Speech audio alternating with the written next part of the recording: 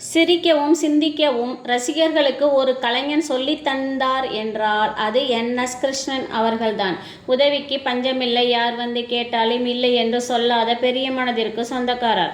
மக்கள் திலகம் அவர்களுக்கு இயல்பிலேயே இருந்த பண்புகளை மேலும் செம்மைப்படுத்தி சிறந்த மனிதனாக உருவெடுத்ததற்கும் என்.எஸ். கிருஷ்ணன் அவர்களின் பண்பு அளப்பரியது.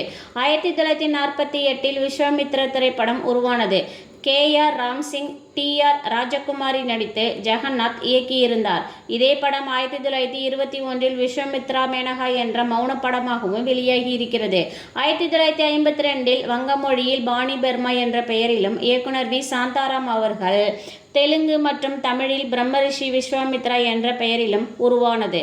இப்படங்கள் அனைத்துமே மிகப்பெரிய வெற்றியை பெற்ற நிலையில் 1948 ஜெகநாத் அவர்கள் இயக்கிய போது இப்படத்திற்கு பெரும் எதிர்பார்ப்பு இருந்த நிலையில் இப்படத்தில் காமெடி சீன்ஸ்கள் எதுவும் இல்லை. படம் முழுவதும் ஒரு கூச்சலும் குழப்பமுமாக சீரியஸாக இருக்கிறது.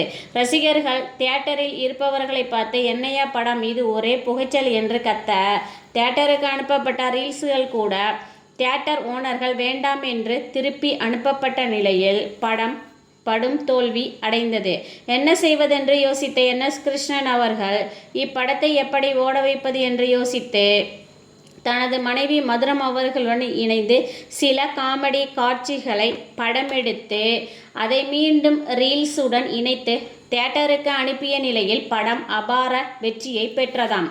என்.எஸ்.கே. அவர்களின் சமயோஜித புத்தி கூர்மை, படம் வெற்றி, இயக்குனரும் தியேட்டர் ஓனர்களும் தப்பித்தார்களாம்.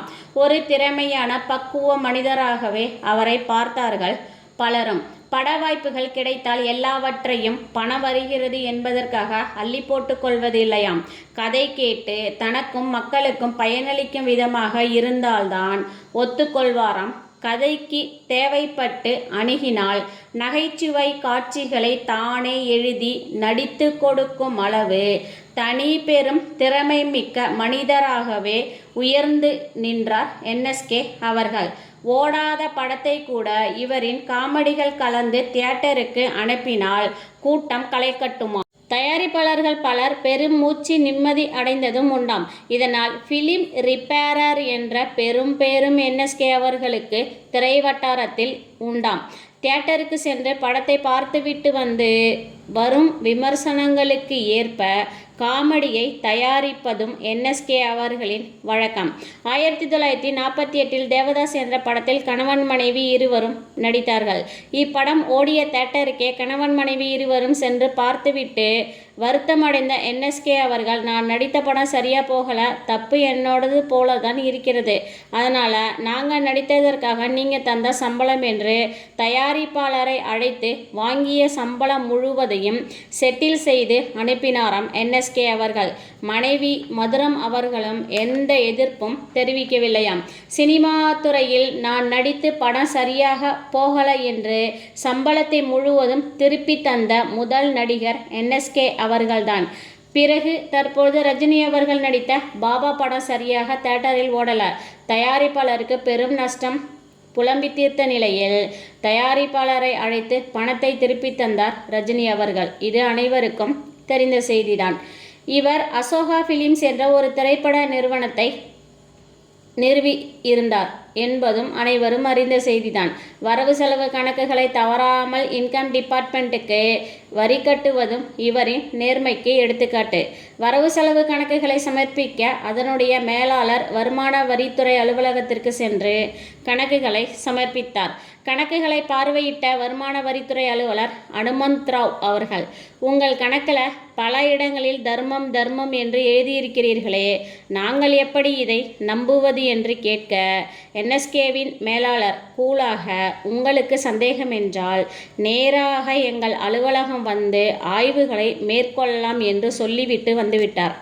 அலுவலர் அனுமந்த்ராவ் அவர்கள் ஏழை போல என்.எஸ்.கே. அலுவலகம் சென்றபோது வாயிலில் இருந்த என்.எஸ்.கே. அவர்களை கண்ட அலுவலர், என் மகளுக்கு திருமணம் 1000 ரூபாய் இல்லாமல் நின்றுவிடும் போல இருக்கிறது, நீங்கள் எனக்கு அந்த 1000 ரூபாயை தந்து உதவி செய்ய வேண்டும் என்று சொன்னதுடன் 1000 ரூபாய்க்காக பெண்ணின் திருமணம் நின்றுவிடக்கூடாது. அதனால் உள்ளே சென்று நீங்கள் அலுவலகத்தில் தர்ம கணக்கில் 1000 ரூபாய் பெற்று செல்லுங்கள் என்று கூறியதோடு வெளியில் இருந்தபடியே உள்ளே உள்ள மேலாளருக்கு உத்தரவும் பறந்தது.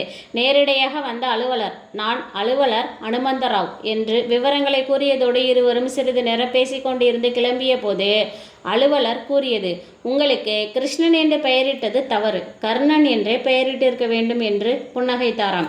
NSK அவர்களும் பெருந்தன்மையாக, என்னால் முடிந்ததை செய்கிறேன் என்றாராம் ஒரே வரியில்.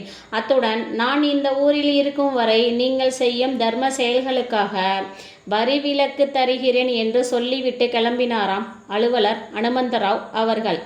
இப்படியும் ஒரு ஆபீசரா என்று NSKவும் மகிழ்ந்து மற்றவர்களிடம் கூறி மகிழ்ந்திருக்கிறார். NSKவும் நல்லவர், அவருடைய மேலாளரும் நேர்மையாகவே வேலை செய்திருக்கிறார்.